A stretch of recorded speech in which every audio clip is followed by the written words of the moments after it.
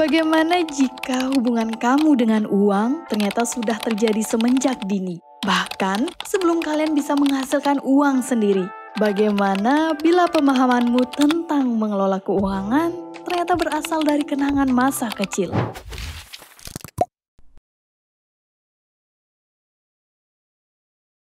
Hai semuanya, selamat datang di YouTube channel tentang uang. Di channel ini akan sharing berbagai hal yang berkaitan dengan uang. Semoga dengan menonton video ini, kalian bisa mendapatkan wawasan baru dan makin bijak dalam mengatur keuangan kalian. Jangan lupa klik tombol subscribe dan nyalakan lonceng notifikasi supaya kalian tidak ketinggalan video-video baru di channel ini. Manusia dan uang di masa seperti sekarang ini merupakan hal yang saling terkait satu sama lain. Kita hidup di era di mana segalanya butuh uang. Kita bekerja susah payah pun demi uang. Seolah-olah uang adalah proses kehidupan seorang manusia di masa yang modern ini. Meski mengorbankan waktu dan tenaga, rupanya tidak semua orang memiliki hubungan yang baik dengan uang. Tidak sedikit orang bahkan menganggap uang adalah sumber masalah. Dan kondisi tentang hubungan manusia dengan uang ini pernah dijelaskan oleh Ted Clones dan Brad Collins di tahun 2011 melalui studi Journal of Financial Therapy. Money scripts dijelaskan sebagai keyakinan bawah sadar tentang uang yang dimiliki oleh seseorang sejak dini, sejak mulai mengerti didikan orang tua dan lingkungannya. Atau bisa juga merupakan akumulasi pengalaman selama hidup, mulai dari kecil sampai dewasa. Jadi sama halnya dengan kita belajar berbicara. Apa dan bagaimana orang tua kita mengajarkan tentang uang, fungsi uang, cara memperoleh dan mengelola uang, rupanya akan memengaruhi bagaimana kita merencanakan keuangan kita. Hal ini pula yang membuat orang kaya makin kaya. Di mana orang kaya, selain mewariskan harta dan koneksi serta relasi, ia juga mewariskan mindset tentang cara kelola uang dan kekayaan yang tidak mungkin dimiliki oleh orang menengah dan miskin. Bila kalian adalah seseorang yang lahir di keluarga kaya, mungkin kalian tidak akan bermasalah ketika membeli barang-barang bermerek dengan harga yang mahal. Karena semenjak kecil atau selama hidup, hal itulah yang kalian rasakan. Namun bila yang terjadi adalah sebaliknya, di mana keuangan keluarga kalian sulit ataupun menengah, kalian bisa jadi amat menghargai uang. Kalian tidak segan-segan hidup dengan sederhana agar bisa menabung. Bahkan di tahap ekstrim, ada yang memilih untuk menunda kebahagiaan demi bisa mengumpulkan uang. Tapi ada juga nih yang hidupnya pas-pasan, tetapi suka menghaburkan uang untuk berbagai hal karena menganggap nilai seseorang terlihat dari apa yang dipakai dan dimilikinya. Semua hal yang aku sebutkan merupakan gambaran singkat bagaimana pola pikir seseorang terhadap uang. Tata cara seseorang mengelola keuangannya dibagi menjadi 4 menurut teori money script, yaitu yang pertama, money avoidance, yang kedua, money worship, selanjutnya money status, dan yang terakhir, money vigilance, di mana setiap tipe memiliki karakteristik yang berbeda-beda. Dan sesungguhnya, keempatnya ada di dalam diri manusia. Yang membedakannya tentu saja persentase dan kondisi yang mempengaruhinya. Untuk lebih jelasnya, mari kita bahas satu persatu.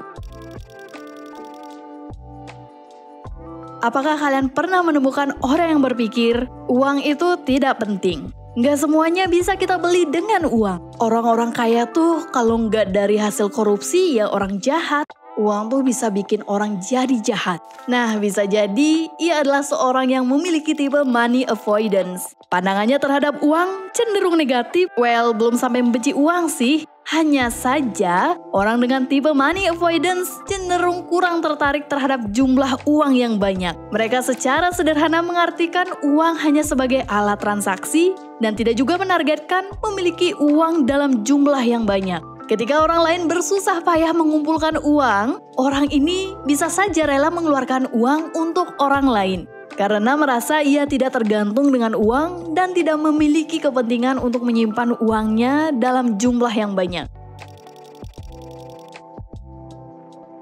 Pemujaan yang berlebihan itu tidak baik adalah jargon yang aku dapat dari kartun SpongeBob. SpongeBob, aku senang kau belajar. Pemujaan yang berlebihan tidak sehat. Tapi aku yakin kalian pun akan setuju dengan hal itu, bukan? Ketika seseorang terlalu memuja-muji sesuatu, ia akan jatuh ke dalam ketergantungan yang berlebihan. Menganggap hal tersebut adalah hal terpenting yang tidak terbantahkan.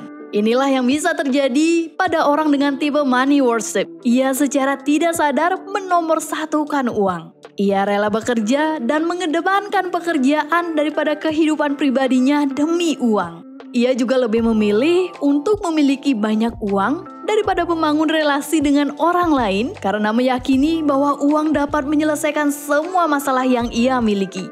Ia juga suka membeli barang-barang dengan jumlah yang banyak karena merasa semakin banyak benda yang ia miliki, semakin bahagia dirinya.